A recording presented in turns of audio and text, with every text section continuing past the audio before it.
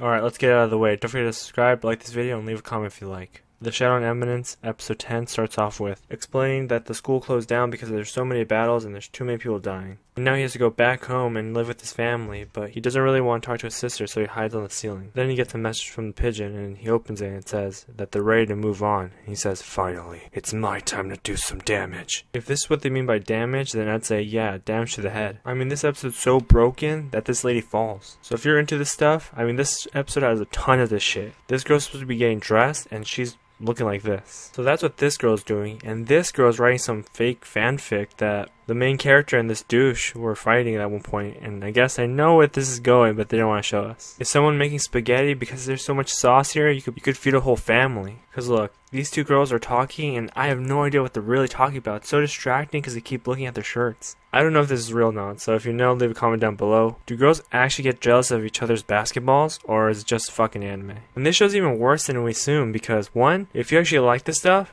they're covering it up so you can't even really see it. And two, if you don't like it, and it's just there in front of you. But then it gets a little more calm because the princess is getting some new clothes and her sister's there with her. And I'm thinking, oh cool, they're just trying out snacks or food and stuff like that. And the princess is asking, oh, do you have any clothes that you recommend because I'm going somewhere far? But nothing too fancy, something more casual that everyone else would wear. And the lady says, yeah. And then she opens a curtain, and I'm thinking, oh wow. I think someone like her would recommend this. And then she's like, yeah, perfectly casual. Everyone wears a thong these days. I'm wearing one right now. And then the woman says, yeah, it attracts a bunch of boys because they love girls who wear these things. Her sister says, I can't believe you want to wear that. And then the girl looks at the underwear and says, I think I've been doing some hardcore squats and my ass looks great. And even when they're talking about underwear, there's like a hidden camera somewhere and it's recording some random girl who works there. And I'm thinking, really? Is this necessary? But I mean, damn, okay, I see you. So the two sisters go inside the dressing room to see if the thong fits on her, and the other girl's trying to make her sister not wear it. And they have to let you know the thong is super tight, because every time they go,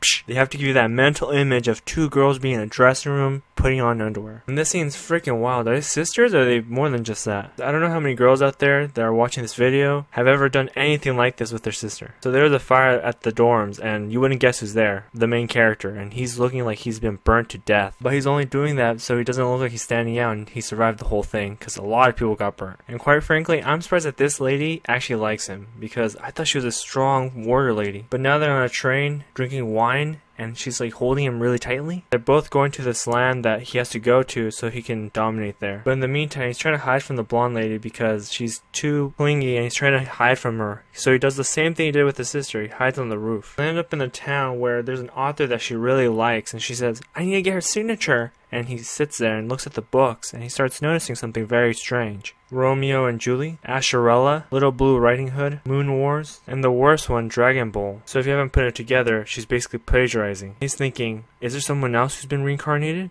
No, wait a minute. It's her. Is that why she wanted me to come? I told her all those stories to help her, but not literally write every single word that I say. And so the blonde girl says, oh, she wrote a really cool message directly to me. What did you get? And he opens a book and it's a big paragraph with these really strange letters. And he says, yeah, it's just some cool letters that she wrote. And she's like, cool.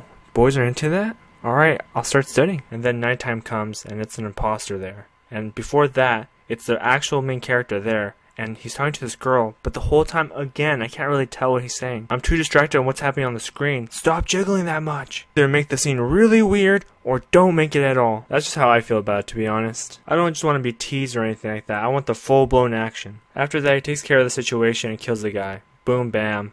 Done with. The question of the day is this show going to keep being like this, or is it going to get back to some serious action? Alright, that's the end of the video. Peace.